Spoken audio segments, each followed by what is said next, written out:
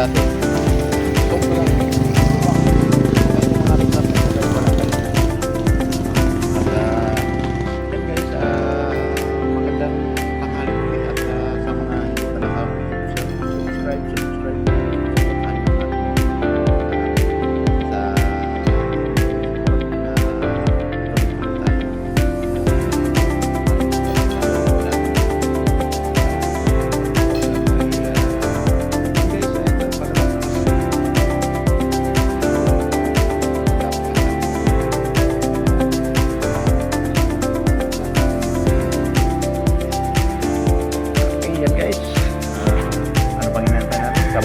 Go!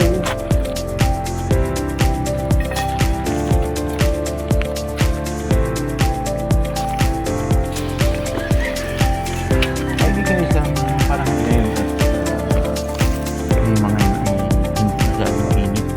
Pagkagabi, sobrang lamig. At naging ito nga ngayon na panahon, ngayon ang kaso. Dahil dami naman punta. Lalo paggabi, sobrang lamig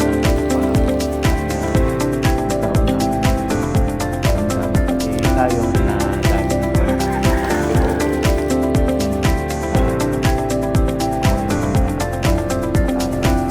nag-Uber na rin tayo, kaya tuloy-tuloy na ang ating hanap buhay, kaya maghirap ng sustainability na araw na trabaho tapos magkaroon ka ng karamdaman. Yan talaga pinakakalaban natin.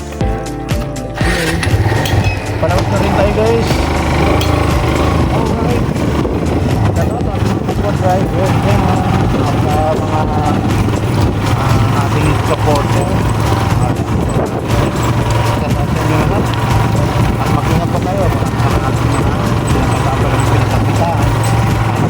Ito, dumadami na rin bahay. Ayan, dati wala yan, pero ngayon kanya-kanya mga nagsusuputan ng mga tao rito. Mayroong taga Antipolo, meron Morong, ayan, alaw-alaw na guys, Teresa. Ayan. Kaya itong kalsada na to ay inayos nila dahil medyo lumalaki na rin po populasyon, lalo pa sa bundok. Sa bundok nito guys, malaking bundok ito. Napakadaming mga kabahayan na, pero yung kalsada roon sa may lagpas ng iniigaba ng mga tao sa dulo nito ay hindi pa nasa simento, rough pa rin na lang hanggang sa ngayon. Kaya yan guys, may konti pang lubak, no? Pero at least simentado na lahat. At yan guys, yung makikita natin yung ito guys ay nakikita nyo yung mga panang niyog, mga balat na niyog. So maraming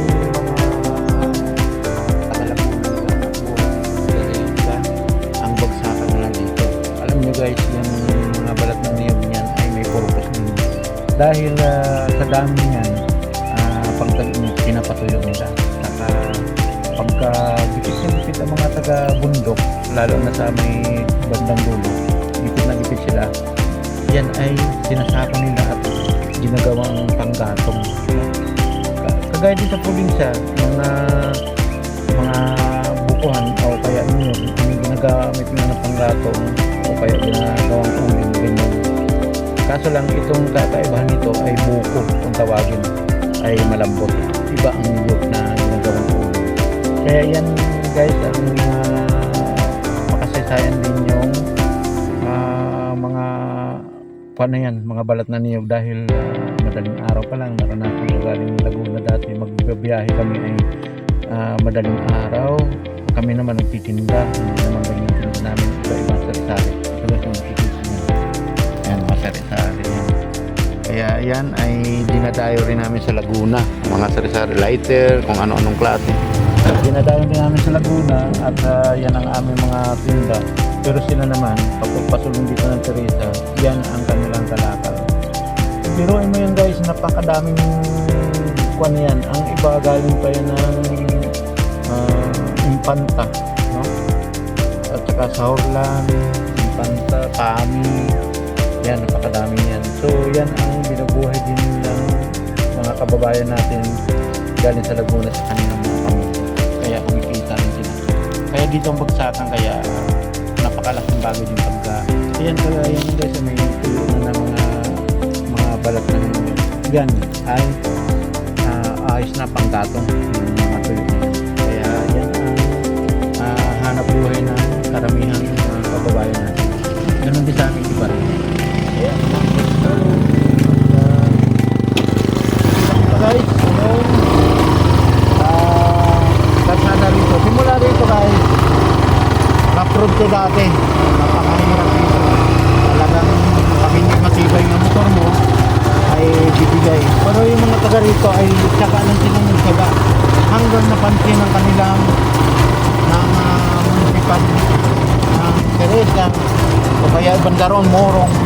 Ayan, tinutulong-tulungan guys. Ito na ngayon ang malalim. Ganda rin ang dati ko ng pako natin.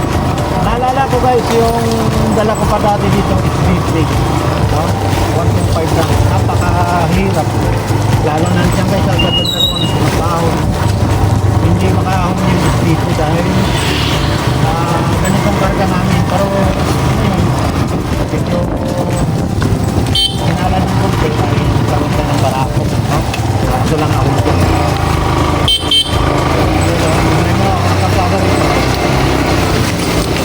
Alright. Napakahirap. Kaya doon guys dahil bumabalik yung safety. Safety ba?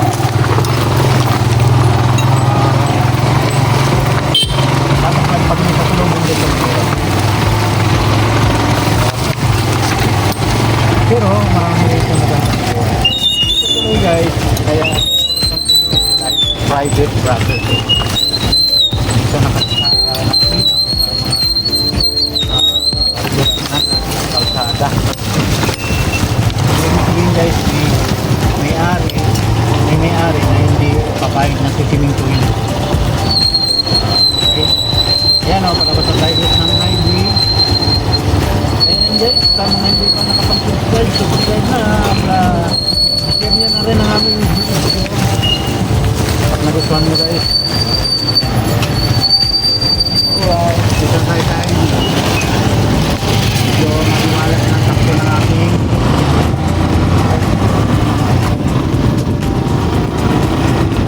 shout out din natin mga OFW